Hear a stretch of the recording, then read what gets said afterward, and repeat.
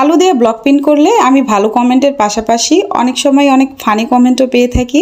এই ধরুন অনেকেই বলেন এভাবে আলু দিয়ে ব্লক প্রিন্ট করলে রং থাকবে তো, আবার অনেকেই বলেন আসলে আলু দিয়ে এভাবে কখনোই ব্লক প্রিন্ট সম্ভব নয়, আবার অনেকেই বলেন যে এভাবে আলু দিয়ে ব্লক প্রিন্ট করলে আলুর দাম বেড়ে যাবে। তো এখন আপনি একটা টেকনিক শিখে রাখলে সেটা হচ্ছে আপনি কিভাবে কোন পারপাসে ব্যবহার করবেন সেটা কিন্তু একান্তই আপনার ব্যাপার।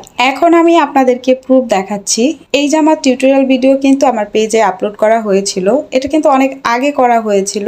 এই জামাটা কি পরিমাণ ব্যবহার করলে এটার অবস্থা এমন হতে পারে সেটা ভাবেন একবার। এটা এখন আমি জাস্ট মোছার কাজেই ব্যবহার করি। তো আপনাদেরকে আবার ওয়াশ করে দেখাচ্ছি এটার রংটা আসলে কি উঠে যায় কিনা। তবে আমি আসলে ব্লক প্রিন্ট করলে সমস্যা হয় না। এটার কারণ হচ্ছে আমি নিজে রং তৈরি করে তারপর ব্লক প্রিন্ট করি। অনেক সময় দেখা যায় যে আপনি বাজারের কেনা যে রেডি কালারটা আছে সেটার সাথে ব্লক প্রিন্ট করলে রং উঠে যায়। তো ওইটার কারণ হচ্ছে রংটা কিন্তু সঠিক রেশিওতে বানানো না। তো আপনার রং যদি সঠিক প্রসেসে বানানো হয় সেটা দিয়ে আপনি কাঠের ব্লকের পাশাপাশি যদি আপনি আলু, পটল, লাউ যেটাই বলেন না কেন সেটা দিয়ে যদি ব্লক প্রিন্ট করতে পারেন তাহলে রং কিন্তু কখনোই উঠবে না। তো আশা করি আপনারা এই জিনিসটা বুঝতে পেরেছেন।